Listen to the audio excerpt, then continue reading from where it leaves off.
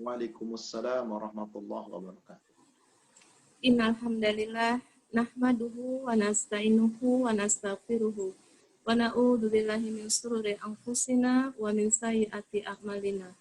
May yahdihillahu fala mudhillalah wa may yudlil fala hadiyalah. Asyhadu an la ilaha illallah wahdahu la syarikalah wa asyhadu anna Muhammadan abduhu wa rasuluh.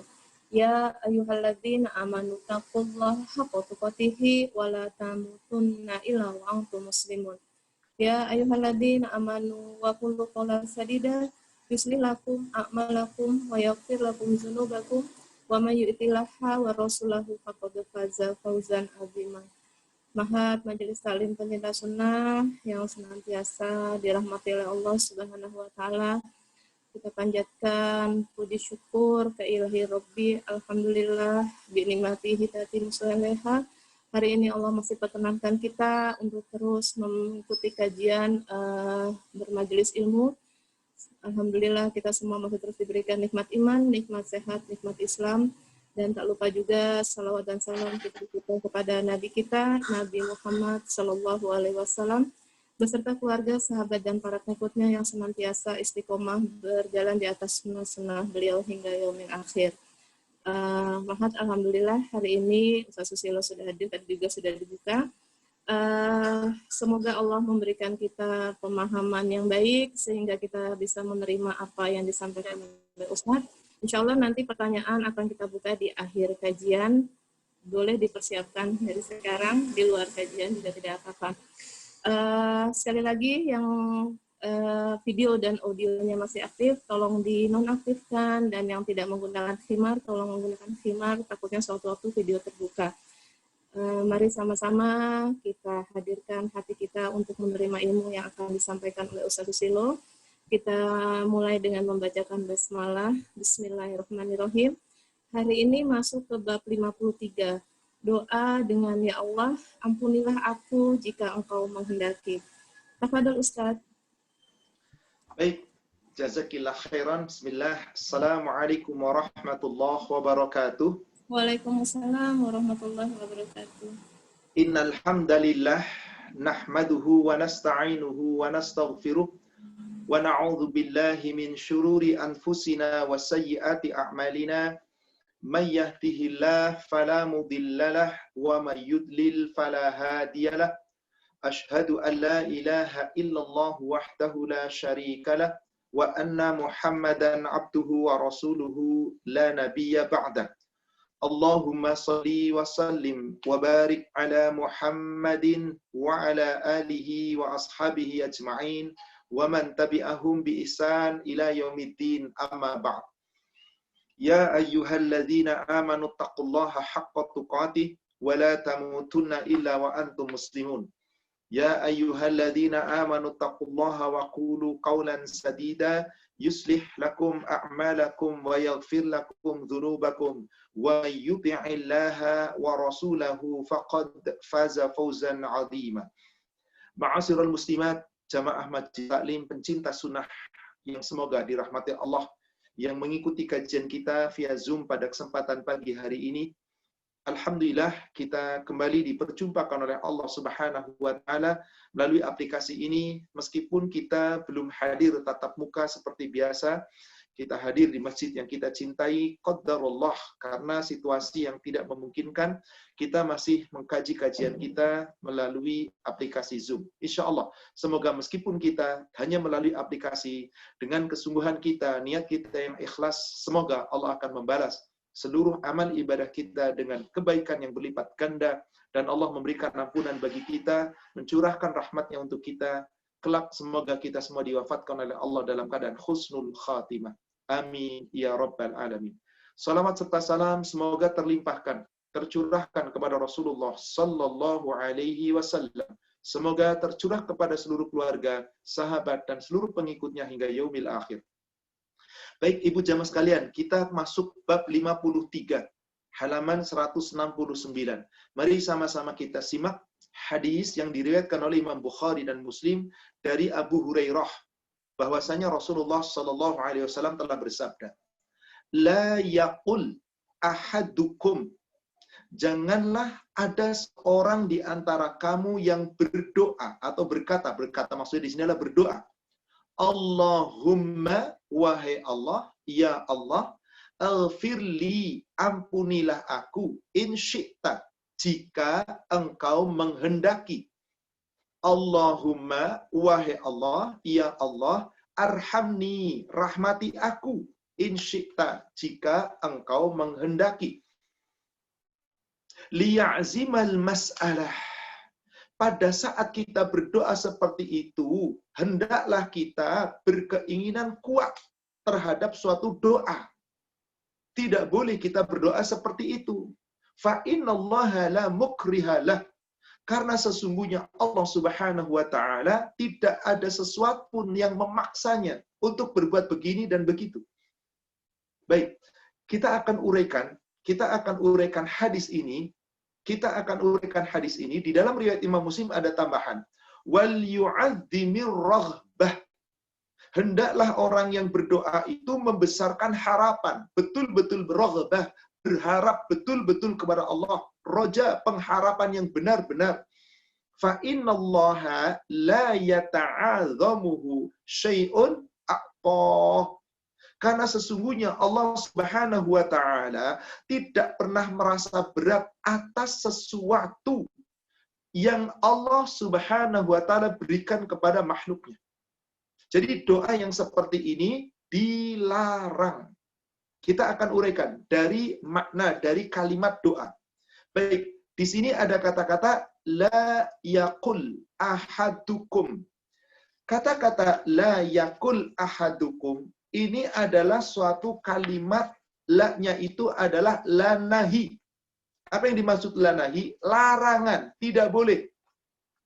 La di sini adalah la nahi karena setelah la ada kalimat di situ yakul, isim mudhari, di mana ketika itu adalah ada perintah untuk tidak boleh. La, lalu perintah.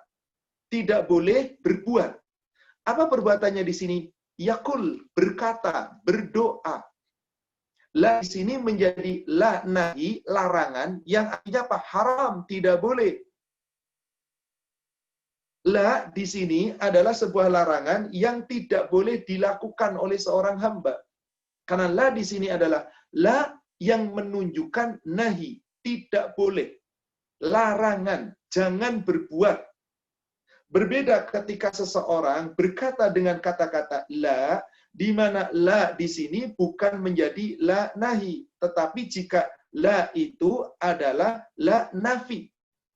Nafi itu apa? Kabar. Berita. Contoh la nafi itu adalah la yakulu. Maka kata-kata yakulnya, kalau nahi itu lamnya disukun, dimatikan, la yakul ahaduhum. Jangan salah seorang di antara kamu berkata. Tapi kalau dikatakan la yakulu, maka janganlah kamu mengatakan, kata-kata janganlah ini di sini bukan menjadi nahi, larangan. Tapi itu adalah nafi, berita. Contoh. Coba kita lihat surat Al-Baqarah 154.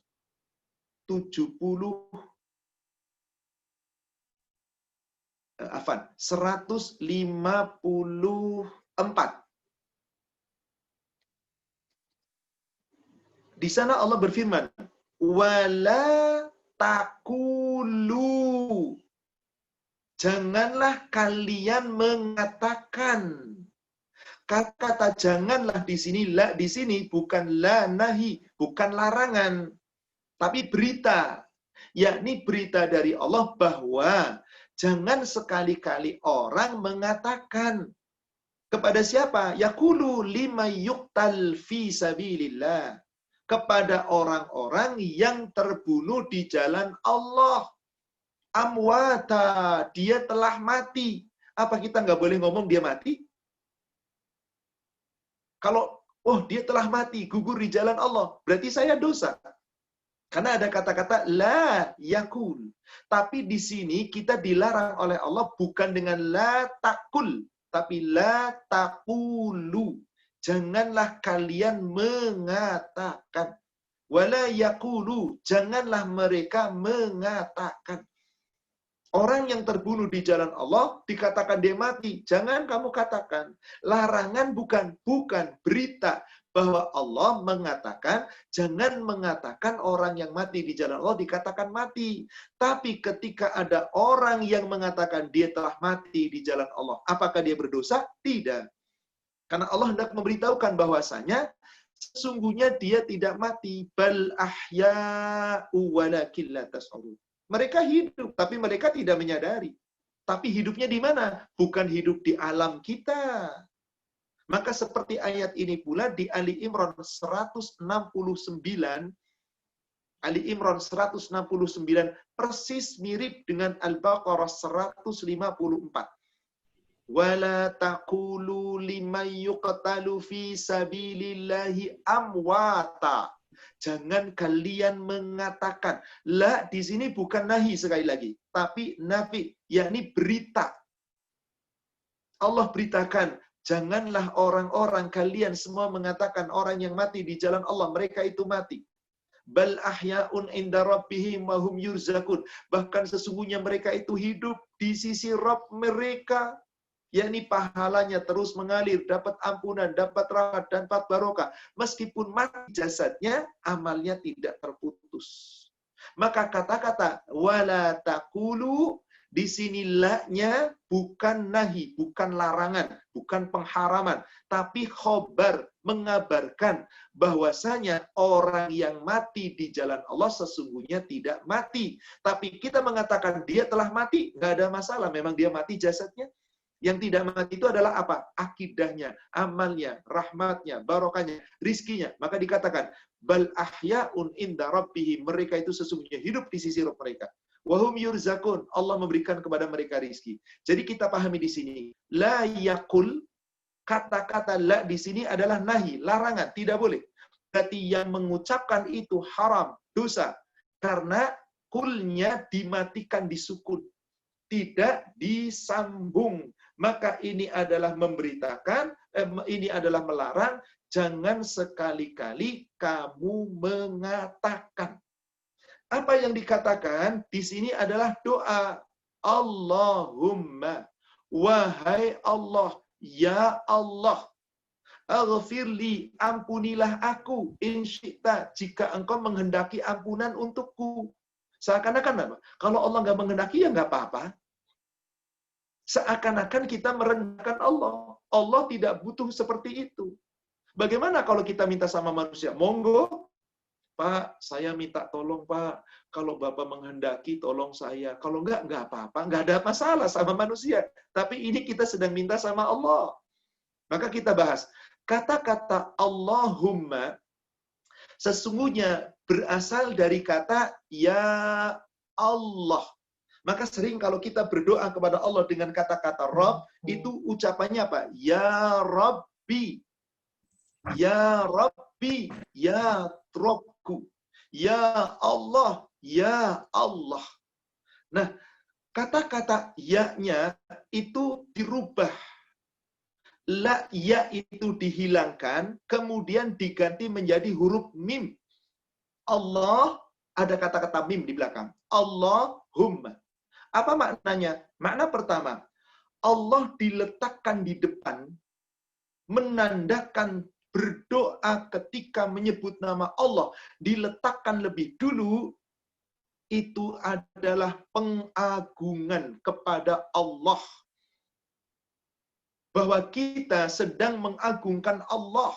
Makanya kalimatnya bukan ya Allah, tetapi Allahumma. Meskipun secara makna sama kalau diterjemahkan dengan bahasa kita. Wahai Allah, ya Allah. Tetapi tidak menggunakan kata-kata ya. Rabbana, wahai Rabb kami. Kadang-kadang bisa dengan ya Rabb, ya Rabb, ya Rabb, wahai Rabbku, wahai Rabbku. Tapi di sini penggunaan kata-kata Allahumma, Allah diletakkan di depan, fungsi diletakkannya di depan, yakni huruf ya di depan dihilangkan, kemudian diganti dengan huruf mim di belakang. Sehingga lafadznya bukan ya Allah, tetapi menjadi Allahumma. Makna yang pertama, li ta'zim. untuk mengagungkan Allah, untuk menyanjung Allah, untuk menjadikan bahwa Allah itulah satu-satunya zat yang maha agung, yang kita butuh, yang kita selalu minta, tidak kepada yang lain, kecuali hanya kepada Allah. Maka yang kedua, lil hasyr, untuk pengkhususan. Di sini jelas bahwasanya setiap seorang hamba berdoa, kalau meminta bisa kepada makhluk. Ibu bisa minta sama suami, ibu bisa minta sama anak, anak minta sama orang tua, bawahan minta sama atasan, atasan minta sama bawahan. Ini sesama makhluk bisa. Tapi ketika penyebutan Allahumma, di situ hendak menafikan seluruh makhluk. Mengkhususkan bahwa kita minta hanya kepada Allah. Maka di sini hasyr, yakni untuk mengkhususkan. Artinya tidak akan ada yang bisa memberi ini kecuali Allah. Berarti sesuatu yang agung yang dikhususkan hanya kita minta kepada Allah, bukan kepada makhluk. Makanya di sini disebutkanlah Allahumma, ya-nya dihilangkan, disebutkan Allah di depan, kemudian diganti yaitu dengan mim di belakang menjadi Allahumma. Untuk apa tadi? Pertama, li ta'zim, untuk mengagungkan Allah. Kemudian li hasyr, untuk pengkhususan. Bahwasanya memang doa itu harus dikhususkan minta kepada Allah, tidak kepada selain Allah. Tidak kepada selain Allah, tidak kepada yang lain. Maka tidak boleh kita meminta ini kecuali hanya kepada Allah. Pengkhususan. Kemudian yang ketiga, yakni supaya kita betul-betul lil hash. Karena rasa takut, artinya betul-betul saat itu kita hanya fokus. Kita meminta, memohon fokus antara lisan kita, pikiran kita, hati kita, fokus. Kita sedang minta kepada Allah dengan khasyah, dengan penuh rasa takut. Itulah kenapa digunakan kata-kata Allahumma. Itulah maknanya. Allah diletakkan di depan. Karena untuk pengagungan, karena pengkhususan, karena untuk lihash, untuk menjadikan rasa lebih takut, sehingga hanya betul-betul berharap karena Allah. Karena itulah Allah perintahkan demikian. Silahkan kepada ibu jamaah sekalian, buka surat Al-A'raf. Buka surat Al-A'raf, surat 7, ayat 55 dan ayat 56. Allah Subhanahu wa taala berfirman, Ud'u rabbakum, berdoalah kamu kepada Rabb kalian, tadarru'an, dengan betul-betul tadarru', berendah diri, wa khufyatan, dengan suara yang khafi, yang lembut. Kita sedang mengagungkan Allah, mengkhususkan minta kepada Allah, dan dengan penuh rasa takut, berharap hanya kepada Allah. Dengan suara yang lembut. Allahumma. Berarti saat itu pikiran kita, hati kita sama, lisan kita nyambung. Innahu la yuhibbul mu'tadin. Sesungguhnya Allah tidak menyukai orang-orang yang melampaui batas. Maka diperintahkan oleh Allah di ayat 56, wala tusidu fil ardi ba'da islahiha. Janganlah kalian membuat kerusakan di muka bumi setelah Allah memperbaiki muka bumi itu. Termasuk tadi pertanyaan di depan, jangan membuat bonsai, kan merusak itu. Tumbuhan sudah ditakdirkan Allah besar, kenapa dikerdilkan? Kalau toh nanti tidak dosa, tapi dia lebih mencintai itu daripada agamanya, nanti ada pertanggungjawaban yang sangat berat. Yang jelas Allah katakan, wala tufsidu fil ardh ba'da islahiha. Jangan kamu membuat kerusakan di muka bumi setelah Allah memperbaikinya. Lalu lihat, di surah apa oleh Allah? Wad'uhu khaufan wa tama'a. Hendaklah ketika kalian berdoa harus dengan khaufan, penuh rasa takut, wa tama'a, dengan pengharapan. Maka di saat kita mengucapkan Allahumma dengan suara yang lembut, merendahkan diri, ada rasa takut tapi ada rasa harap. Makanya kita menyebut Allahumma, Allah agungkan, Allah khususkan, dan hanya kepada Allah kita merasa takut dan hina. Sehingga kita rendahkan diri kita. Maka sungguh ketika kita berbuat demikian, inna rahmatallah qaribum minal muhsinin. Rahmat Allah itu sangat dekat dengan orang yang berbuat baik. Kita sekarang sudah pelajari maknanya adalah ketika kita menyebut Allahumma, berarti kita meminta yang khusus hanya kepada Allah, dengan mengagungkan Allah, dengan penuh rasa harap dan penuh rasa takut, harap-harap cemas. Tetapi lafaznya harus jelas. Setelah kita uraikan makna Allahumma, yakni kita sudah menjelaskan tentang Allahumma ini sebagai pengagungan, sebagai pengkhususan, dan sebagai khasnya kita kepada Allah, sehingga tidak pernah kita meminta kepada selain Allah, fokus kita hanya kepada Allah, berarti orang yang berdoa lisannya, tapi nggak connect akalnya, nggak tunduk hatinya, orang itu belum memenuhi syarat, meskipun dia menyebut Allahumma. Berarti di saat kita menyebut Allahumma, saat itu kita itu kecil, saat itu kita kerdil, kita hina, kita itu lemah, kita hanya bergantung kepada satu Rabb kita, Ahad. Itulah makna Allahumma. Kemudian kita akan uraikan, bukankah doa itu adalah ibadah? Bukankah ibadah itu hanya boleh kepada Allah? Maka pengkhususan, pengagungan, rasa takut berkumpul menjadi satu di saat kita menyebut Allahumma, kita sadari saat kita sebut Allahumma, sesungguhnya kita sedang ibadah kepada Allah. Di mana ibadah kita butuh sesuatu kepada Allah. Makanya dalam hadis yang diriwayatkan oleh An-Nasa'i, Abu Dawud, Tirmidzi, dan An-Nasa'i, kalau di Bulughul Maram bisa dilihat hadis nomor 1576 dari Nu'man bin Bashir, Rasulullah sallallahu alaihi wasallam bersabda, "Ad-du'a'u huwal ibadah." Doa itu adalah ibadah. Di dalam hadis yang lain yang diriwayatkan dari secara marfu dari Anas bin Malik, doa itu disebutkan ad-du'a'u mukhul ibadah. Doa itu ruhnya ibadah, intisari ibadah. Otaknya ibadah, sumsumnya ibadah. Pusat utamanya ibadah itu dengan doa. Tidak dikatakan ibadah jika tidak ada doa. Di dalam sholat kita doa, ibadah.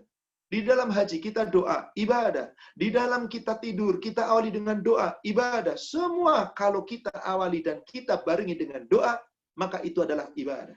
Maka ketika ibadah, siapa yang harus kita agungkan? Allah. Siapa yang kita khususkan? Allah. Siapa yang kita hanya takut? Allah.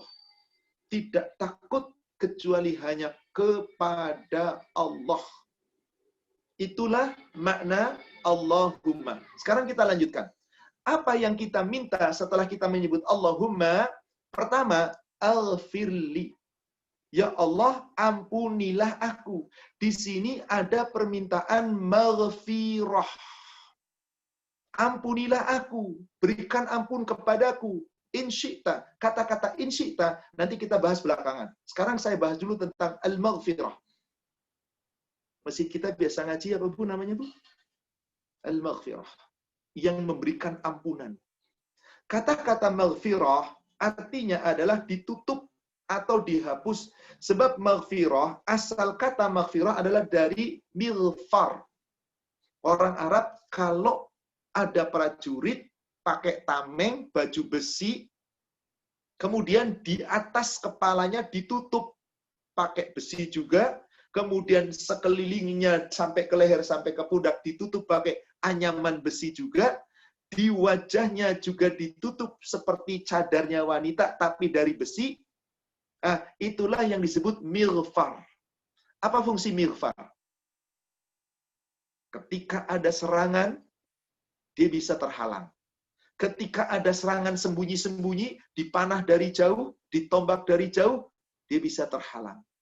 Itulah mighfar. Sehingga kata-kata maghfirah itu diambil dari kata dasar mighfar. Artinya adalah tameng, yang menutupi, yang menolak. Maka apa itu maghfirah? Artinya maghfirah adalah ditutup atau dihapus atau ditolak. Maka ketika seorang hamba minta kepada Allah dihapuskannya dosa, bukankah dosa itu yang paling Anda benci? Karena sesungguhnya dengan dosa itu seseorang masuk neraka, maka kita minta kepada Allah ampunan, mighfar, al-maghfirah. Supaya Allah betul-betul mengampuni kita. Pantaskah kita mengatakan jika engkau menghendaki? Padahal kita sangat butuh ampunan, kita meminta sesuatu yang kita sangat benci untuk dihilangkan. Dosa. Bukankah kita nanti apabila membawa dosa tanpa dapat maghfirah dari Allah, kita tidak akan meraih surga?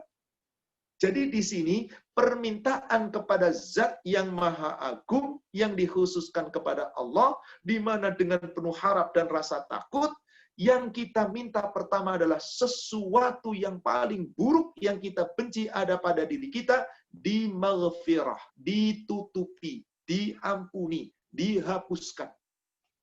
Jadi ini bukan sembarang permintaan, tapi ini adalah doa, salah satu doa yang paling banyak diminta Rasulullah Sallallahu Alaihi Wasallam. Berapa kali Rasulullah minta ampun?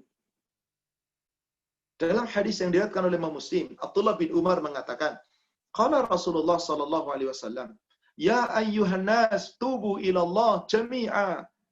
Inni atubu ilaihi fi yaumin mi'ata marrah. Sesungguhnya aku senantiasa bertobat kepada Allah dengan membaca istighfar, mohon ampunan, satu hari 100 kali. Itu di luar sholat beliau, di luar doa-doa yang ada dalam sholat, doa-doa setelah beliau sholat, belum lagi di sholat tahajud beliau. Ini 100 kali minta ampunan. Rasul begitu sungguh-sungguh meminta ampunan. Lalu pantaskah kita seorang hamba yang bukan Rasul, bukan sahabat, bukan para alim, para ulama, kemudian minta ampunnya? Minta ampun jika engkau menghendaki, ini bermain-main dengan Allah. Sesuatu yang kita minta yang sangat agung, yang kita ingin semua dihapuskan, ditutupi, sehingga kita tidak boleh bermain-main saat minta itu. Betul-betul, karena dosa adalah sesuatu yang dibenci, yang paling tidak disukai manusia. Makanya kebanyakan manusia menutupi diri dari dosa-dosa. Itulah salah satu fungsi maghfirah. Karena dengan kata-kata maghfirah, asal kata dari mighfar tadi, yakni menutupi dari serangan-serangan musuh, menghilangkan dari bahaya-bahaya yang datang dari musuh, maka ketika itu, pada saat kita betul-betul dapat maghfirah dari Allah, maka dikatakan maghfirah adalah ketika orang yang berbuat dosa ditutupi oleh Allah. Tidak ada satupun yang tahu, kecuali 3. Siapa dia? Allah yang maha tahu. Siapa dia kemudian? Dirinya yang berbuat dosa. Siapa lagi? Malaikat pencatat amal Anda. Itulah jika perbuatan dosa kita ditutup oleh Allah, tidak diketahui siapapun, kecuali hanya Allah, dirinya, dan malaikat pencatat, berarti tidak ada satupun orang yang tahu. Itulah yang diinginkan oleh kita. Minta maghfirah, minta ampunan. Maka Allah disebut punya nama Al-Ghaffar, yang maha mengampuni, menutupi kesalahan, yang akan menghapuskan kesalahan. Oleh karena itu, banyak seorang hamba ketika sudah ditutupi kesalahannya oleh Allah, hanya dirinya yang tahu, Allah yang tahu, malaikat pencatat yang tahu, harusnya segera istighfar, mohon ampun. Ternyata ada hamba sudah ditutupi kesalahannya oleh Allah, malah asik terus-menerus berbuat kesalahan dan dosa. Dosa, dosa, dosa, merasa nggak ada yang tahu. Akhirnya apa yang terjadi? Silakan Anda berbuat.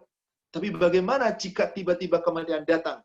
Ditutupi dosanya di dunia, tapi na'udzubillah, dipertanggungjawabkan berat di yaumil akhir. Maka ketika Allah memberikan maghfirah, ketika Allah memberikan ampunan, maka ada 3 cara Allah memberikan. 1, ada orang yang ditutupi kesalahan dan dosanya di dunia, betul-betul oleh Allah ditutupi, sehingga nggak ada manusia yang tahu, malaikat saja yang tahu, dirinya yang tahu, dan Allah yang tahu. Kemudian sepanjang hidupnya dia memperbanyak istighfar, maka nanti di yaumil akhir pun ditutup oleh Allah dosanya. Catatannya ada, tapi ditutup, kemudian dihapus, seakan-akan nggak ada dosa. Itulah fungsi maghfirah, ampunan. Bukankah Allah itu adalah maha pengampun, Ghafur, Al-Ghaffar? Berarti kita minta untuk bersih. Tapi ada cara yang kedua. Allah Subhanahu wa ta'ala menutupi dosa manusia di dunia, Ditutupinya oleh Allah, tapi si manusia itu, hamba itu nggak pernah minta ampunan. Lalu dia tetap bergelimang dengan dosa. Merasa nyaman, aman, tidak ada rasa takut kepada Allah. Takutnya kepada manusia. Sudah ditutup oleh Allah kesalahan dan dosanya, kecuali Allah yang tahu, malaikat pencatat yang tahu, dan dirinya yang tahu, tapi dirinya tidak pernah memohon ampun kepada Allah. Maka orang ini celaka. Hanya ditutup di dunia, kemudian dibongkar nanti di yaumil akhir. Kemudian yang ketiga adalah orang-orang yang terlanjur berbuat kesalahan dan dosa-dosa, hablum minan nas. Sehingga apa? Dosanya tidak ditutup oleh Allah di dunia. Terlihat. Tetapi setelah itu dia mohon ampun. Nanti meskipun di dunia terlihat kesalahan dan dosa, Allah akan maghfirah, tutupi, ampuni, hapuskan di yaumil akhir. Siapa ini? Pelaku dosa hablum minan nas. Zina terlihat, pencuri terlihat, orang-orang yang mengambil hak orang, yang menyakiti orang, yang mencaci maki orang, mendolimi orang, jelas dosanya dan terlihat oleh manusia dia berbuat dosa. Gak ditutupi oleh Allah karena perbuatan dolim hablum minan nas. Beda kalau dolim hablum minallah, gak ada yang tahu. Maka di saat itu, di saat Allah tampakkan kesalahan dan dosa-dosanya, apabila berlaku hukum Allah tentang hukuman akibat kesalahannya, ditampakkan dosanya di dunia, tapi aman di akhirat. Kenapa? Karena telah melalui hukum Allah di dunia, dia telah mohon ampun di dunia, lalu di akhirat ditutup, dihapuskan. Itulah maghfirah. Jadi cara pertama, ditutup di dunia dan di akhirat. Cara kedua, dibuka di dunia, ditutup di akhirat. Sedangkan orang yang nggak dapat ampunan, sudah ditutup di dunia, nggak minta ampun, maka ditutup di akhirat. Tidak, dibuka. Akhirnya tidak dapat ampunan. Yang paling ngeri adalah orang yang kesalahan dan dosanya tidak ditutup Allah di dunia, terbongkar luas di masyarakat banyak, orang ini sudah tahu begitu, nggak minta ampun kepada Allah. Dibuka di dunia, dibuka di akhirat, nggak pernah ditutup oleh Allah. Laknatullah, na'udzubillah. Sedolim-dolim manusia. Sedolim-dolim daripada manusia. Oleh karena itu, dari penjelasan ini, jelaslah bahwa ketika kita Allahumma gfirli, ya Allah, tutupilah aku. Maksudnya, ya Allah, kesalahan-kesalahanku terhadapmu, ya Allah, jangan kau beritakan kepada yang lain. Makanya banyak orang yang sesungguhnya banyak kotor, banyak salah, banyak dosa. Karena ditutup oleh Allah, orang lain nggak ada yang tahu. Makanya kita sudah pernah pelajari, ketika kita dipuji oleh orang, boleh jadi pujian itu nggak tepat, kita minta perlindungan kepada Allah. Artinya apa di sini? Orang memuji kita, menyanjung kita, karena dia nggak tahu kesalahan kita ditutup oleh Allah. Kalau tahu, Anda lari semua. Itulah fungsi maghfirah. Bukankah kita sedang meminta sesuatu yang sangat kita benci untuk ditutupi, yakni dosa agar ditutupi? Maka jangan ada kalimat insyi'ta. Jika engkau mau, jika engkau menghendaki. Tidak, tapi langsung kita minta, Allahumma gfirli. Ya Allah, ampunilah aku. Ya Allah, ampunilah aku. Kenapa? Karena setelah kita mohon ampun, Allah gandeng doa di dalam Al-Quran maupun yang dicontohkan Rasul. Itu sering sekali sifat Allah itu Ghafur Rahim. Ampunan, menyayangi. Ampunan, penyayang. Maka di sini doanya kita pun minta dua. Apa yang pertama tadi? Allahumma gfirli in syi'ta. Wahai Allah, ampunilah aku jika engkau menghendaki. Kata-kata jika menghendaki kita hilangkan. Kemudian yang kedua minta apa kita? Allahumma rhamni in syi'ta. Ya Allah, rahmatilah aku jika engkau menghendaki. Ini pertama kita minta diampuni dosa, berarti sesuatu yang kita benci untuk dihilangkan. Sementara yang kedua minta rahmat, sesuatu yang paling kita sayangi, yang paling kita cintai, yang paling kita inginkan. Rahmat Allah. Minta dua yang kontradiksi. Dosa minta dibuang, ditutup, dihilangkan. Rahmat minta didatangkan. Berarti sesuatu yang agung yang kita sedang minta kepada Allah. Memang Allah itu Ghafurur Rahim. Maka di dalam ayat Al-Quran, sering sekali kata-kata Ghafurur Rahim digandeng. Di dalam doa hadis Rasulullah SAW berdoa, sering sekali permintaan ampun dan rahmat itu digandeng. Coba kita buka. Surat 6 Al-An'am ayat yang ke-54. Mari ibu jamaah sekalian kita buka surat Al-An'am ayat 54. Wa idza ja'akal ladzina yu'minuna bi ayatina faqul salamun alaikum. Dan apabila orang-orang yang beriman kepada ayat-ayat kami datang berjumpa dengan kamu, ucapkan assalamualaikum. Kataba rabbukum ala nafsihi rahmah. Allah, Rabb kalian telah menetapkan sifat pada dirinya, rahmah, kasih sayang. Rahmah Allah, rahimnya Allah. Apa salah satu sifat rahmah Allah itu? Annahu man amila minkum su'an bi jahalatin. Siapa saja di antara kamu yang berbuat kesalahan, dosa-dosa karena kejahilan, karena kebodohan, summa taba min ba'di. Kemudian setelah itu segera bertobat.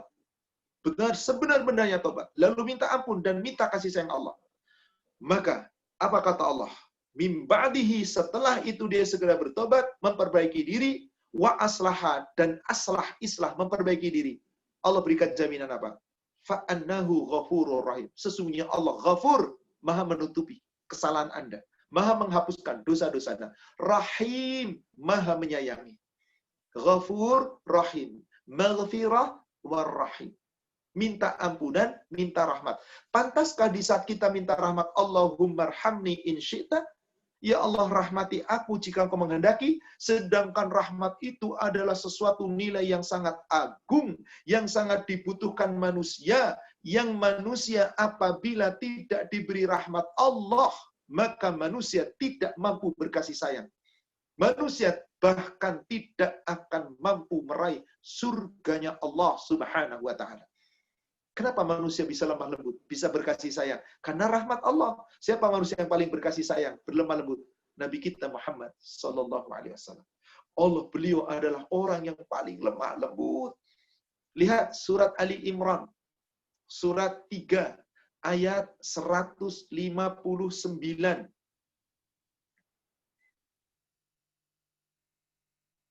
Fabima rahmatim minallahi lintalahum. Maka disebabkan karena rahmat Allah, wahai Muhammad, engkau bersikap lemah lembut kepada mereka. Karena rahmat bisa lemah lembut. Seorang istri bisa lemah lembut karena kepada suami melalui rahmat Allah. Orang tua lemah lembut kepada anak, rahmat Allah. Suami begitu sayang dan lembut kepada istrinya, rahmat Allah. Orang tua bisa lemah lembut kepada anak, kepada orang tua, itu rahmat Allah. Tidak mungkin seseorang berkasih sayang sesama manusia kecuali rahmat Allah. Fabima rahmatin minallah lintalam. Karena rahmat Allah yang diberikan kepada Rasul. Rasul itu lembut. Walau kunta faddan ghalidhal qalb, seandainya Allah tidak memberikan rahmatnya, kamu akan menjadi orang-orang yang ghalidhal qalb, hatimu keras, kasar, ucapanmu keras dan kasar. Lam faddu min haulik, pasti orang-orang lari dari sekitar. Jadi di sini ada ancaman. Orang yang nggak dapat rahmat Allah, itu hidupnya akan keras, akan kaku, akan bengis, akan egois, mudah marah, dan seterusnya. Tapi dengan rahmat, berlaku kasih sayang. Itulah yang sangat kita inginkan. Sementara dosa ingin kita hilangkan. Rahmat kasih sayang sangat kita inginkan. Pantaskah kita membaca kata-kata in syi'ta, jika engkau menghendaki? Tentu tidak pantas. Maka apa yang paling banyak dibaca Rasul dalam doa, dalam urusan ibadah? Coba ibu buka di kitab Bulughul Maram. Hadis nomor 322. Bulughul Maram, hadis 322. Ketika Rasul mengajarkan doa duduk antara dua sujud dari Abdullah bin Abbas. Anna Nabi sallallahu alaihi wasallam kana yaqul baina sajdatain, adalah Rasulullah sallallahu alaihi wasallam berdoa di antara doa duduk antara dua sujudnya. Allahumma ighfirli, wahai Allah, ampunilah aku. Kalimatnya Allahumma, bukan ya Allah. Karena tadi Allahumma, Allah diletakkan di depan, ya diganti dengan huruf mim di belakang, pengagungan, pengkhususan, penundukan diri karena rasa takut semata-mata karena Allah. Betul-betul kita jadikan seperti itu. Allahumma fili, ya Allah ampunilah aku. Apakah ada kata-kata insyita? Warhamni, rahmatilah aku. Apakah ada kata-kata insyita? Langsung kita minta. Allahumma firli, warhamni, wahdini, wa'afini, warzukni. Langsung to the point minta. Ya Allah, ampunilah aku, rahmatilah aku, tunjukilah aku, selamatkanlah aku, dan berikan aku rizki. Minta langsung. Tanpa kata-kata insyita. Dan ternyata, jamaah sekalian, Rasulullah mengajarkan doa ini bukan hanya doa di antara duduk, di antara dua sujud. Dalam hadis yang diriwayatkan oleh Imam Muslim dari Mushab bin Sa'ad, bahwasanya dari bapaknya, katanya begini, ada seorang A'rabiyun ila Rasulullah sallallahu alaihi wasallam. Ja'a Rasulullah. Ada seorang Arab Badui, Arab dusun datang menemui Rasulullah sallallahu alaihi wasallam. Faqal, kemudian dia bertanya kepada Rasul. Alimni kalaman aquluhu qal. Wahai Rasulullah, tolong ajarkan kepadaku suatu doa yang bisa aku ucapkan. Maka Rasul menjawab, kul. Rasulullah kemudian mengatakan, kalimat yang kamu ucapkan sebaik-baiknya adalah la ilaha illallah wahdahu la syarikalah akbaru kabiran walhamdulillahi katsiran subhanallah rabbil alamin la haula wala quwata illa billahil aliyyil azim. Kalimat pujian, kalimat sanjungan, kalimat yang bisa diucapkan kepada Allah yang sangat Allah cintai. Qala, maka laki-laki tersebut ketika diajarkan kalimat tadi bertanya kepada Rasulullah, fahaula ili rabbi famali. Wahai Rasulullah, ucapan itu tadi semua untuk Allah. Mana untukku? Kira-kira seperti itu. Apa yang kemudian Rasul ajarkan? Maka qala, Rasulullah mengatakan, qul, ucapkanlah, Allahumma gfirli warhamni wahdini warzukni. Ya Allah, ampunilah aku, rahmatilah aku, berikan aku petunjuk dan berikan aku rizki. Apakah ini doa di antara dua sujud saja? Tidak, kita bisa minta. Kita minta kepada Allah dengan doa itu. Bahkan doa itu telah mencakup ketika seorang Arab Badui tadi mengatakan, ya Rasulullah, maka hanya itu yang kau ajarkan? Rasulullah bahkan mengatakan dalam hadis yang lain, yang diriwayatkan oleh Imam Muslim, dari Abu Malik al-Ash'ari, dari bapaknya, bahwasanya Nabi SAW ketika didatangi, wa atahu rajulun faqala ya Rasulullah, kaifa aqulu hina as'alu rabbi. Wahai Rasulullah, tolong ajarkan kepadaku bagaimana jika aku berdoa meminta kepada Rabbku. Ternyata Rasulullah hanya doa minta. Singkat sekali. Allahumma gfirli. Ya Allah, ampunilah aku. Warhamni, rahmatilah aku. Wa'afini, afiatkan atau selamatkanlah aku. Warzukni, dan berikanlah aku rizki. Cuma minta 4. Allahumma firli, warhamni, wa'afini, warzukni, wa yajma'u asabi'ahu illa al-ibham. Lalu Rasulullah SAW mencacakkan seluruh jari-jarinya. Kecuali jempolnya. Maksudnya begini. Apa maksud yang begini ini? Fa inna haula'i tajma'u laka dunyayaka wa akhirataka. Sesungguhnya doa tadi telah mencakup seluruh urusan duniamu dan akhiratmu. Orang kalau sudah dapat ampunan Allah, beres akhiratnya, beres dunianya. Orang kalau sudah dapat rahmat Allah, Allahu Akbar, beres semuanya. Orang kalau sudah dikasih rizki, cukup, beres semuanya. Orang kalau sudah dapat petunjuk, 4. Ternyata bagaimana kita minta dalam sholat? Rabbi firli warhamni wahdini wa'afini. Allahumma firli warhamni. Allahumma firli warhamni. Ya Allah, cepat-cepat. Di mana rasa takut Anda? Di mana pengagungan Anda? Di mana pengkhususan Anda meminta? Karena Anda minta ampun seakan-akan sambil lalu. Anda minta rahmat Allah seakan-akan sambil lalu. Bukankah harusnya ketika mengatakan Allahumma ketundukan yang sempurna tadi? Kita sudah pahami dulu maka di depan. Allahumma, maka diganti ya Allah dengan ya-nya dibuang, diganti mim di belakang. Allahumma, pengagungan, pengkhususan, perendahan diri kita seakan-akan memang kita nggak ada apa-apanya dan memang betul hanya takutnya kita kepada Allah. Maka di saat kita membaca doa-doa seperti itu, alangkah baiknya ketundukan yang luar biasa. Yang bisa memberi ampunan dan rahmat hanyalah Allah. Doa yang Rasul ajarkan kepada sahabat terbaik beliau, Abu Bakar As-Siddiq, mertua beliau, sekaligus sahabat beliau, orang pertama yang Rasul sebut masuk surga. Dan orang pertama yang pertama kali masuk Islam, menerima kenabian Rasul. Apa itu doanya? Coba kita buka di kitab Bulughul Maram. Hadis 338. Dari Abu Bakar As-Siddiq, annahu qala li Rasulillah sallallahu alaihi wasallam, dari Abu Bakar Siddiq bahwasanya dia berkata kepada Rasulullah sallallahu alaihi wasallam, apa kata Abu Bakar?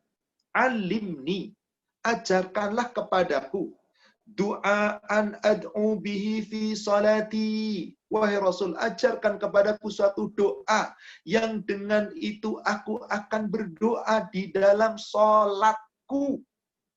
Maka Rasulullah sallallahu alaihi wasallam menjawab, Allahumma inni dzalamtu nafsi dzulman katsira wa la yaghfiru dzunuba illa anta faghfir li maghfiratan min 'indika warhamni innaka antal ghafurur rahim.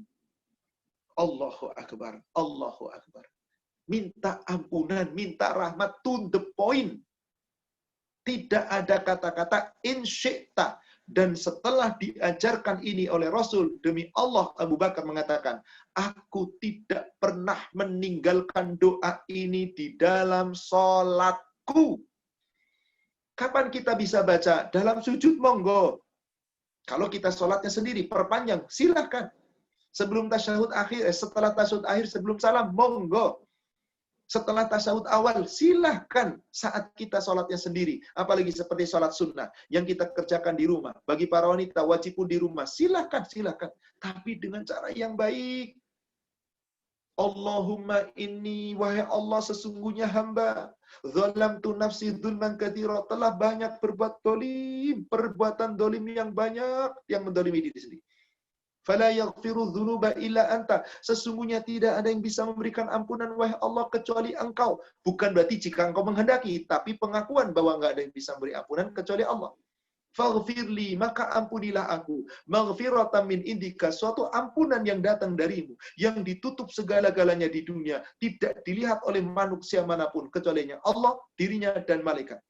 Setelah itu warhamni, rahmati aku.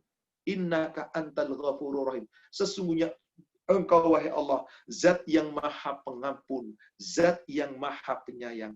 Maka ketika kita telah berdoa demikian, seyogyanya kita senantiasa dekatkan diri kita kepada Allah.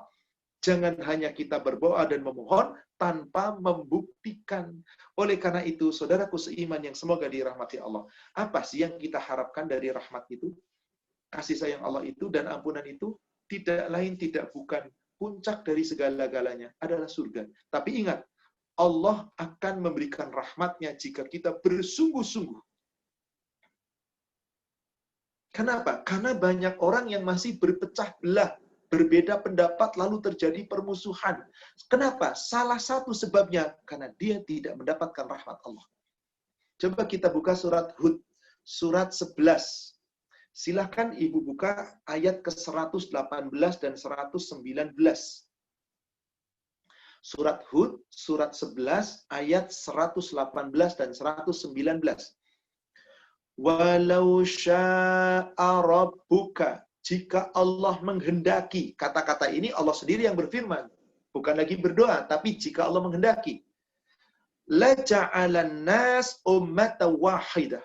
Manusia, yakni umat Islam, Allah jadikan satu umat yang taat semua kepada Allah dan Rasulnya. Tetapi apa yang terjadi? Wala yazaluna mukhtalifin. Akan tetapi kebanyakan manusia itu sendiri senantiasa berselisih, berbeda pendapat. Maaf, apakah kita tidak boleh berbeda pendapat? Boleh, ikhtilaf namanya. Ikhtilaf namanya. berbeda pendapat, tapi jangan sampai mukhtalifin. Kalau mukhtalifin adalah perbedaan pendapat yang menjadikan permusuhan. Kalau cuma berbeda pendapat, ikhtilafa. Kalau sudah menjadi mukhtalifin, orang-orang itu bukan cuma berbeda, tapi menjadi dengan perbedaan, lalu tidak pernah akan bersatu. Itulah gara-gara manusia. Apakah setiap umat Islam itu seperti itu? Senantiasa berselisih, terus-menerus terjadi perselisihan?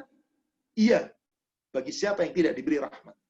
Tapi bagaimana dengan orang yang diberi rahmat? Coba lihat ayat ke-119-nya. Illa kecuali marrahima rabbuk. Siapa seorang muslim yang diberi rahmat oleh Rabb-nya tidak akan berselisih. Tidak akan berikhtilaf. Tidak akan selalu bermusuhan. Tapi kalau perselisihan, boleh, maaf. Abu Bakar dengan Umar ada nggak perselisihan? Ada. Beda pendapat? Ada. Umar dan Utsman ada. Ali dengan Utsman ada. Rasul dengan Abu Bakar ada. Rasul dengan Umar ada. Tapi perbedaan pendapat ini tidak sampai menjadi peperangan, perselisihan. Tapi dijadikan menjadi hikmah. Lalu dengan musyawarah, ketika hasil akhirnya berbeda, terus itulah dia ikhtilaf. Di mana itu boleh. Ikhtilaf itu boleh. Tapi kalau sudah mukhtalifin, perbedaan pendapat itu menjadi perselisihan. Apa yang terjadi di negara kita khususnya umat Islam? Bukan cuma ikhtilaf, tapi apa? Mukhtalifin, mereka saling berselisih. Kecuali yang Allah berikan rahmat. Ternyata walidzalika khalaqahum. Untuk meraih rahmat Allah itulah kalian diciptakan. Mereka semua diciptakan. Bukan untuk perselisihan, tapi untuk meraih rahmat Allah. Maka siapapun di antara kita yang senantiasa mencari rahmat Allah, ada orang beda pendapat, tenang. Bukan kita membiarkan mereka lalu mengikuti mereka, tidak. Kita doakan minimal, kita ajak. Nggak mau, sudah. Jangan dimusuhin, jangan dicaci maki, jangan dijelek-jelekan. Urusan dia dengan Allah kok. Ketika kita mencaci maki dan menjelek-jelekan, kita ikut berdosa. Lebih baik kita doakan dengan cara yang santun. Bukankah Rasul musuh pun didoakan? Orang kafir juga didoakan? Pernahkah Rasulullah kemudian ikhtilaf dengan para sahabatnya? Lalu menjadi mukhtalifin? Tidak. Kecuali orang-orang yang membangkang. Untuk itulah Allah ciptakan kita. Maka Allah katakan, وَتَمَّتْ كَلِمَةُ رَبِّكْ لَأَمْلَأَنَّ جَهَنَّمَ مِنَ الْجِنَّةِ وَالنَّاسِ أَجْمَعِينَ. Maka telah tetap kalimat Allah. Apabila orang tetap dari ikhtilaf menjadi mukhtalifin, berbeda pendapat, lalu jadi gontok-gontokan dan berselisih, tanpa pernah dia meraih rahmat Allah dan meminta rahmat kepada Allah, maka nanti mereka dikumpulkan di neraka jahanam. Bersama siapa? Jin dan manusia semuanya. Maka hendaklah kita sebagai seorang mukmin sejati yang betul-betul, jangan pernah kita lepaskan untuk minta rahmat Allah. Hendaklah dengan rahmat Allah itu kita bergembira. Lihat surat 10. Surat Yunus ayat yang ke-58. Surat 10, surat Yunus ayat 58. Allah berfirman, "Qul bi fadlillah wa bi rahmatihi wa fa bidzalika falyafrahu." Katakanlah, harusnya hai kalian semua umat Islam, umat Rasul, dengan karunia Allah, dengan rahmat Allah, seharusnya dengan rahmat Allah itulah kalian bergembira. Kenapa rahmat Allah harus kita lebih gembira? Huwa khairum mimma yajma'un. Rahmat Allah itu lebih baik dari seluruh harta kekayaan dunia yang kamu kumpulkan. Ada orang meraih dunia dan segalanya, tapi nggak pernah dapat rahmat Allah. Karena dia tidak pernah meminta sungguh-sungguh untuk dapat rahmat dan ampunan Allah. Bagaimana mungkin dunia akan bermanfaat baginya? Ingat tadi, rahmat Allah lebih baik dari semua apa yang dilakukan.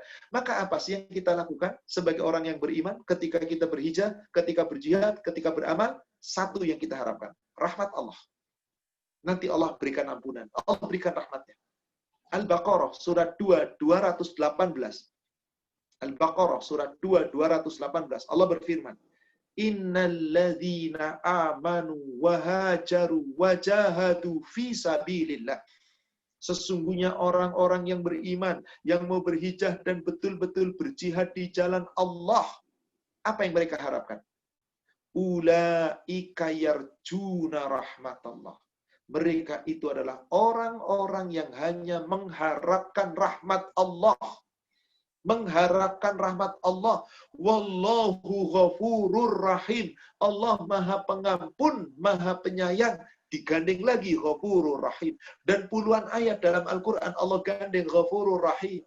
Ampunan dan rahmat. Afwan Ustadz, suaranya hilang. Di mana kesalahan dosa itu sangat tinggi. Minta rahmat karena rahmat itu yang paling kita butuhkan. Maka orang-orang yang betul-betul meminta Allah pada Allah dengan sebaik-baiknya, rahmat Allah, barakah Allah, ridha Allah, Allah berikan jika kita setelah berdoa, tidak hanya lisan kita berdoa, tapi ada kesungguhan di dalam kita bersungguh-sungguh, berjihad, mencari karunia Allah. Di surat At-Taubah, surat 9, ayat 20 sampai dengan ayat 22, Allah Subhanahu wa taala berfirman, Alladzina amanu wa hajaru wa jahadu fi sabilillah. Sesungguhnya orang-orang yang beriman, yang berhijrah dan berjihad di jalan Allah, bi amwalihim wa anfusihim, dengan harta mereka maupun dengan jiwa mereka. Kalau itu betul-betul diharapkan karena rahmat Allah, a'dhamu darajatan 'indallah. Betul-betul mereka memiliki derajat yang a'dham, yang tinggi, yang agung di sisi Allah. Siapa mereka itu? Wa ulaika humul faizun. Mereka orang yang mendapat kemenangan. Apa sih kemenangan yang Allah janjikan? Perhatikan ayat 21. Yubashshiruhum rabbuhum bi rahmatin minhu wa ridwan. Allah, Rabb mereka, akan memberikan kabar gembira kepada mereka. Dengan rahmatnya, maka Allah akan memberikan ridho. Dengan ridhonya, maka Allah akan berikan apa? Wa jannatin lahum fiha na'imun muqim. Surga yang mereka akan mendapatkan kenikmatan yang kekal. Berapa lama? Di ayat 22. Khalidina fiha abada. Mereka akan ditempatkan di dalam tempat yang paling nikmat di dalam surga. Bukankah meraih surga karena rahmat Allah? Kekal selama-lamanya di dalamnya. Innallaha indahu ajrun adzim. Sesungguhnya hanya di sisi Allah lah pahala yang paling besar. Saudaraku seiman yang semoga dirahmati Allah. Setelah kita membahas Allahumma tadi sudah kita bahas. Kemudian Aghfirli, mohon ampun sudah kita bahas. Warhamni, Allahumma arhamni sudah kita bahas. Lalu kita bahas sekarang insyita. Kata-kata jika engkau menghendaki. Kenapa kita tidak boleh? Ingat kata-kata. La yakul. Tidak boleh kalian berdoa dengan mengatakan. Berarti kata-kata la-nya saja sudah dilarang berdoa. Yakni doa ketika kita minta kepada Allah. Baik itu rahmat, ampunan, dan yang lainnya. Dengan tambahan kata-kata in syi'ta. Jika engkau menghendaki. Berarti siapa yang berdoa dengan doa ini, dia bukannya ibadah, tapi sedang berbuat haram, dosa besar, laknat Allah. Karena dia berdoa dengan cara yang dilarang. Kenapa dilarang kata-kata in syi'ta? Ada beberapa pemahaman tentang kata-kata in syi'ta. Pemahaman pertama, ketika kita mengatakan in syi'ta, itu seolah-olah Allah itu terpaksa dalam mengabulkan doa kita. Allah tidak memaksa. Seakan-akan aku katakan, aku tidak maksa kok. Kalau Allah mau, ya. Kalau enggak, ya enggak apa-apa. Seakan-akan hamba itu tidak butuh Allah. Bukankah doa itu tanda hamba itu butuh kepada Allah? Tapi ketika kita mengatakan in syi'ta, seakan-akan saya, ya Allah ampuni aku, kalau kau mau, kalau enggak, ya enggak apa-apa. Seakan-akan bermain-main dengan Allah. Dia tidak sungguh-sungguh ketika meminta. Berarti saat itu dia sedang merendahkan Allah. Yang kedua, seolah-olah beranggapan doa itu memberatkan Allah. Kalau Allah aku minta, selalu minta, supaya Allah berikan. Aduh, terlalu berat.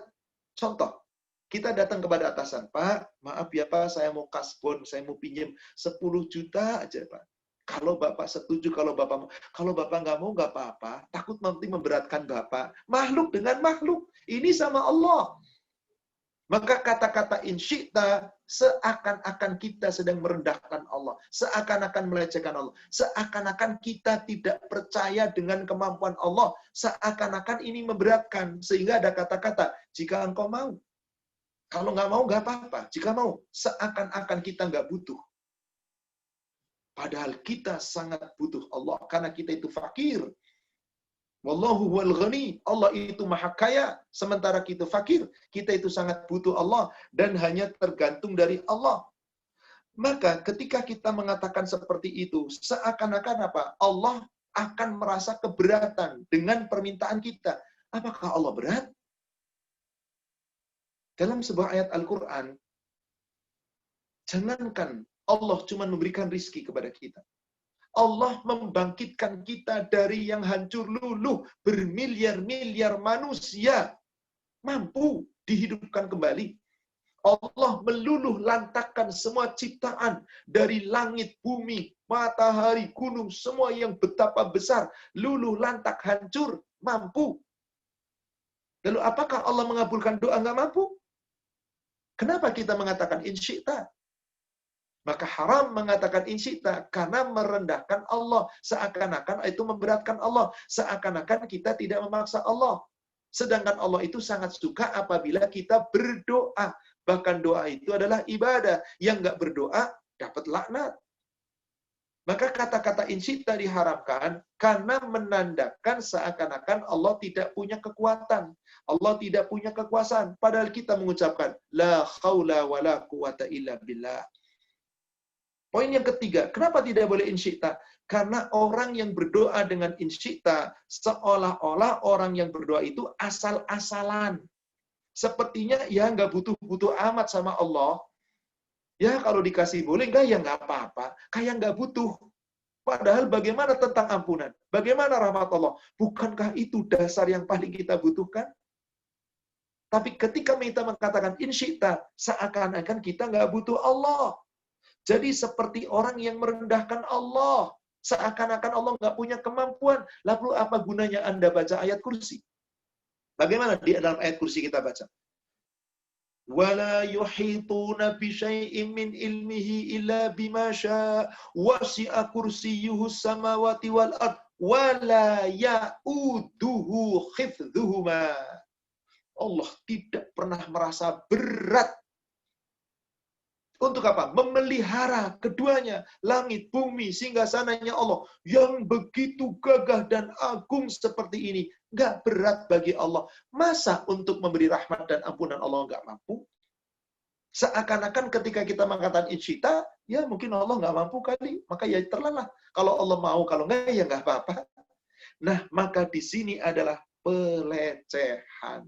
Maka dalam hadis yang diriwayatkan oleh Imam Muslim dari Anas bin Malik, bahwasanya Rasulullah Shallallahu Alaihi Wasallam bersabda, "Idza da'a ahadukum falyazim fid du'a wala yakul Allahumma in syi'ta wa a'ti fa innallaha la mustakriha lahu."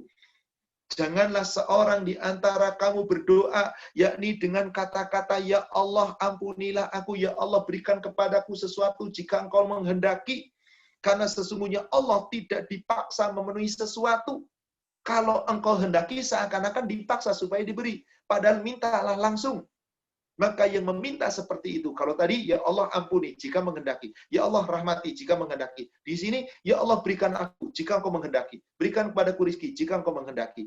Setiap doa yang dibarengi dengan kata-kata in syi'ta, maka doa ini hukumnya haram.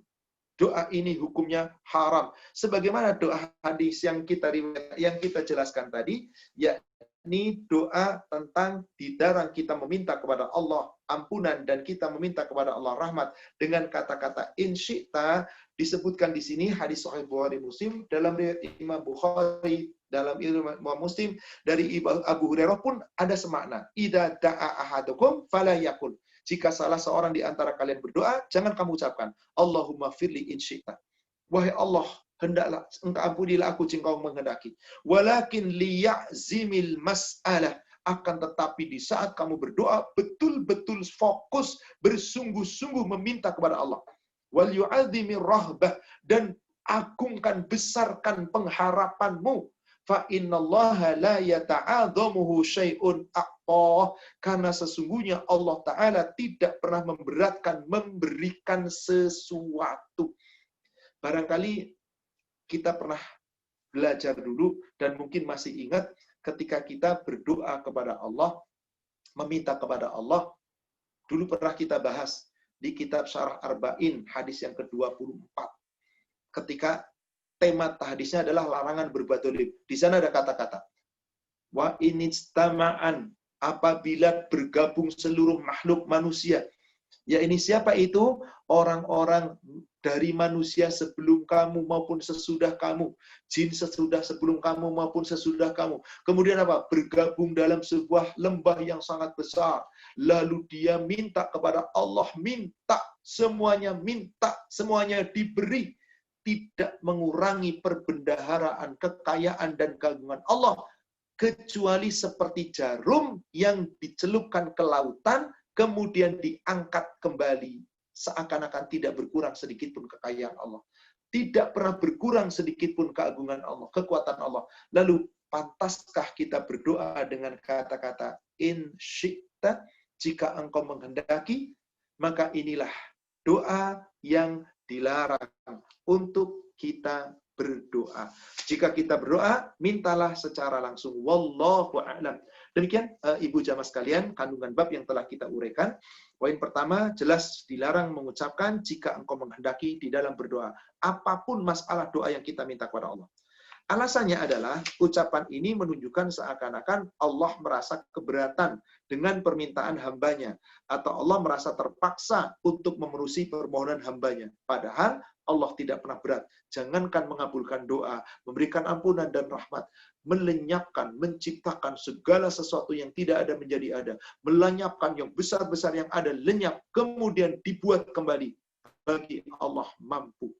Poin ketiga, diperintahkan untuk berkeinginan kuat dalam berdoa. Betul-betul kita punya azam yang kuat. Seolah-olah kita takut tidak dikabulkan, tapi yakin, penuh harap bahwa Allah Maha mengabulkan. Seperti yang kita uraikan tadi di surat Al-A'raf ayat 56. Kemudian poin keempat, diperintahkan untuk membesarkan harapan dalam berdoa. Itu pun tadi kita uraikan di surat 7 Al-A'raf 55 dan 56. Alasannya adalah karena Allah adalah Maha Kaya, Maha luas karunia-Nya, Maha kuasa berbuat apa yang dikehendakinya. Maka kita minta kepada Allah, meskipun Allah berkehendak, tapi jangan kita mengatakan jika engkau menghendaki. Berdoa langsung minta kepada Allah. Wallahu a'lam. Demikian saudaraku seiman yang semoga dirahmati Allah, uraian kita pada kesempatan pagi hari ini semoga membawa manfaat dan hikmah, dan kita sudah jelaskan bab 50 beberapa tadi, bab 53 ya. Doa dengan sebutan ya Allah, inilah aku jika engkau menghendaki. Wallahu a'lam. Insyaallah kita akan lanjutkan kembali di bulan yang akan datang kajian berikutnya. Wallahu a'lam. Demikian saya kembalikan kepada admin, silakan. Baik Ustaz, jazakallah khair atas penjelasannya untuk bab 53 ini. Kumaha, kalau ada yang mau ditanyakan, dipersilahkan.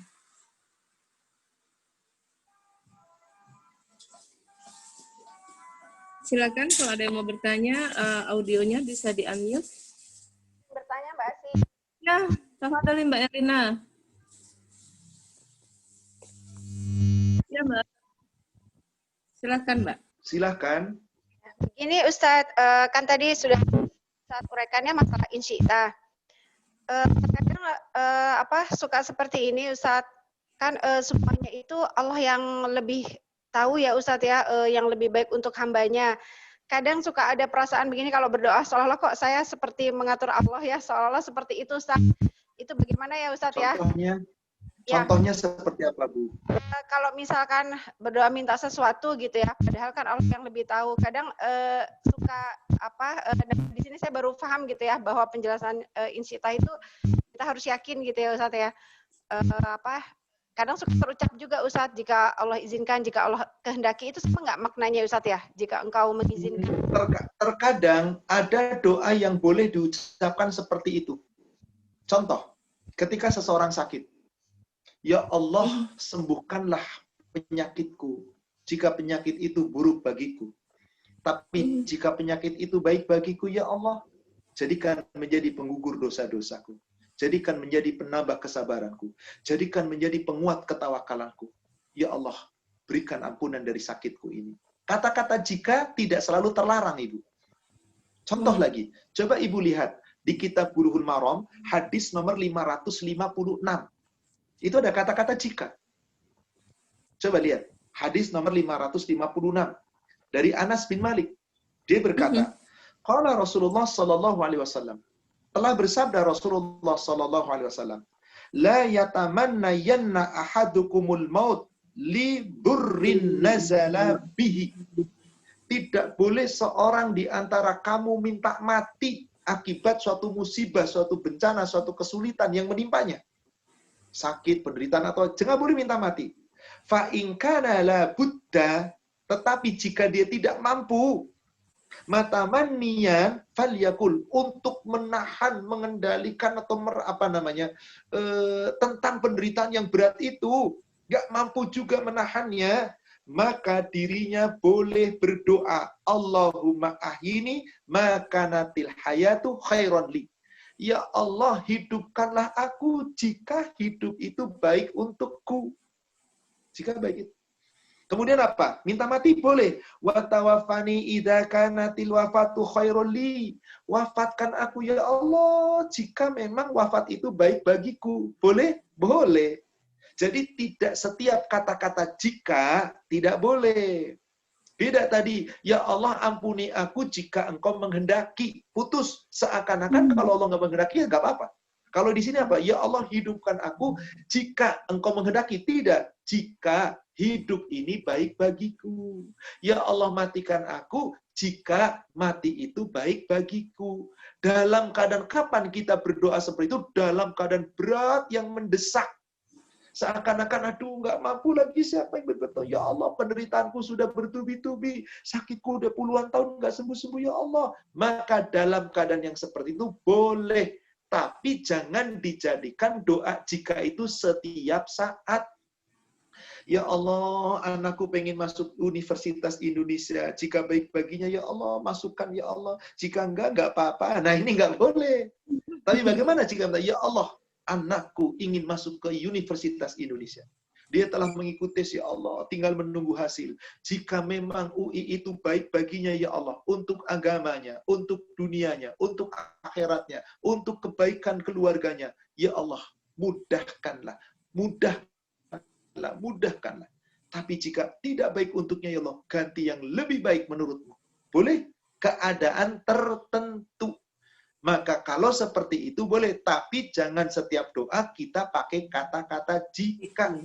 Ya Allah, jika engkau menghendaki usahaku ini lancar, ya Allah, lancarkan. Jika engkau nggak menghendaki lancar, ya Allah, ya nggak apa-apa. Nah, ini nggak boleh. Lebih baik, ya Allah, lancarkan usahaku. Yakin. Bismillah.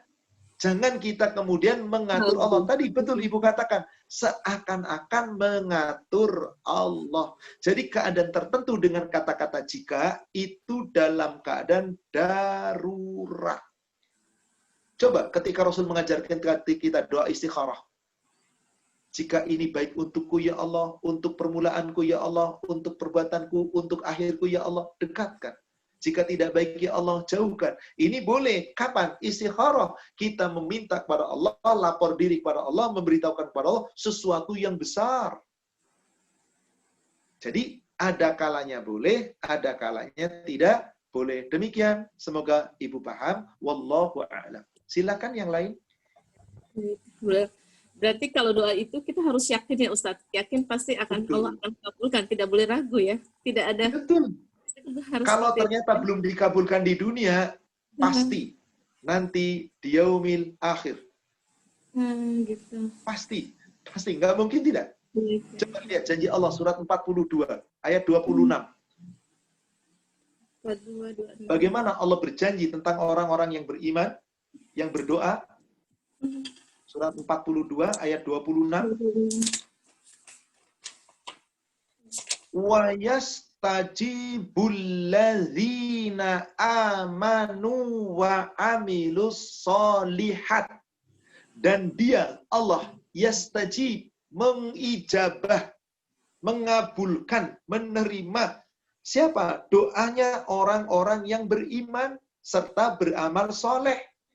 Apakah pasti dikabulkan di dunia? Belum tentu, karena ada tambahan ayat. Wa yaziduhum min fadlih.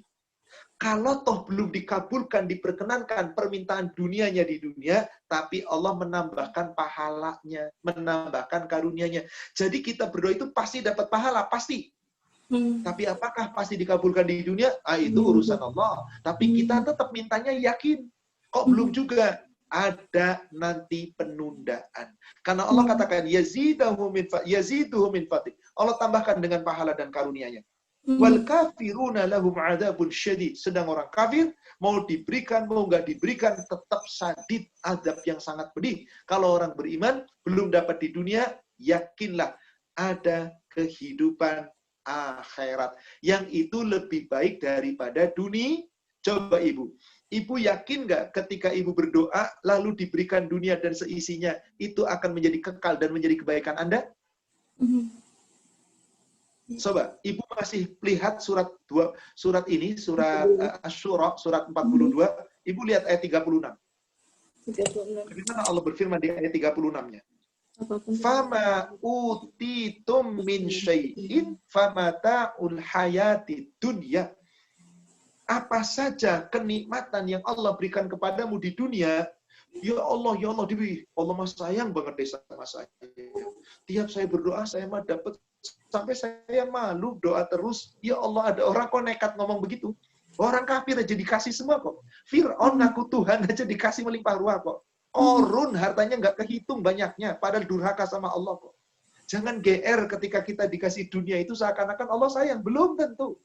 Maka Allah katakan di sini, apapun yang Allah berikan kepadamu dari kenikmatan dunia, famata'ul hayatid dunya, itu cuma nikmat dunia saja.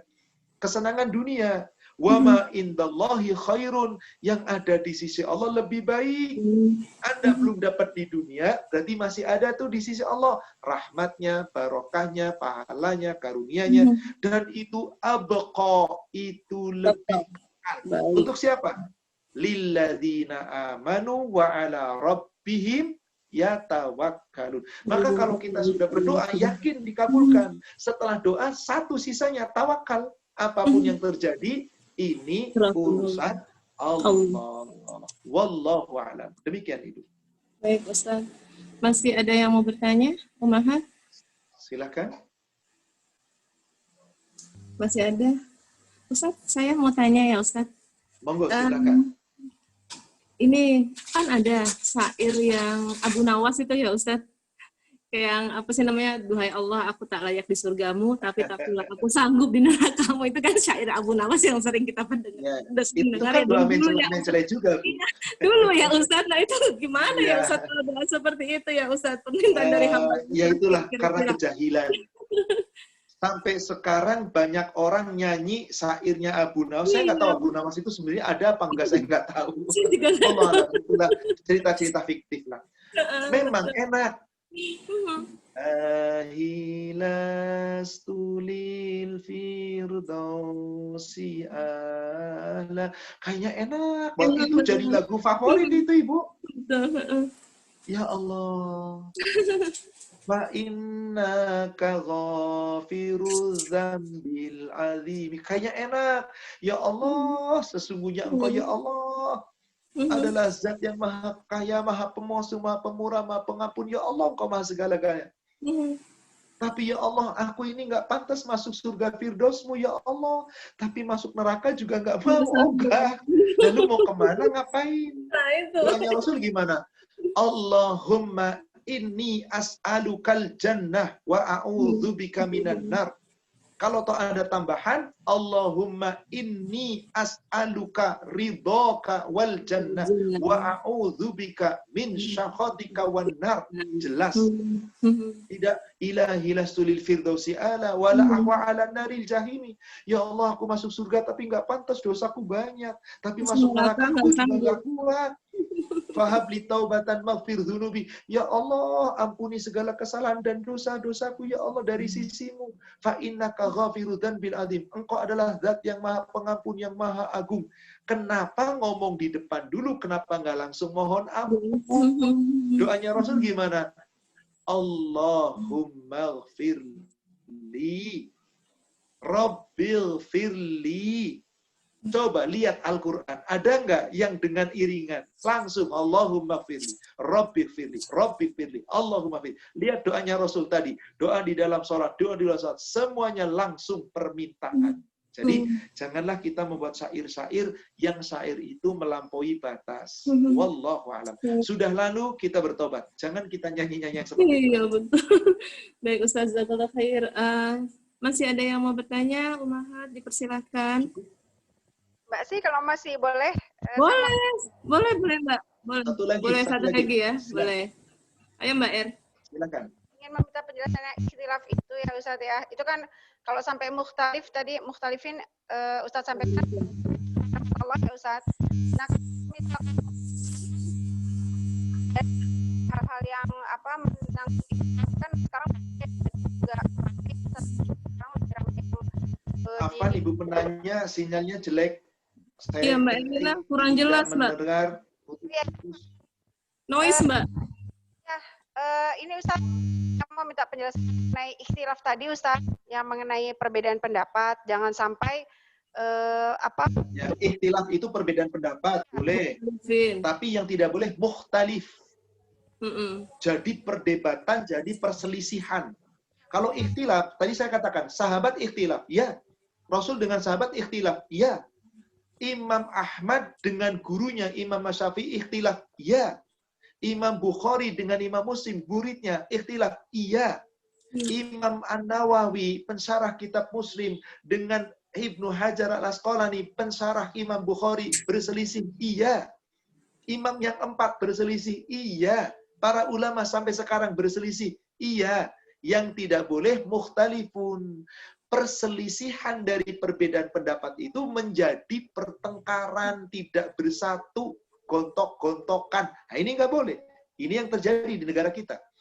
Tapi kalau berbeda pendapat, kaum ini berbeda pendapat, contohlah, maaf sederhana, menurut Imam Asy-Syafi'i, kunut wudu itu sunnah.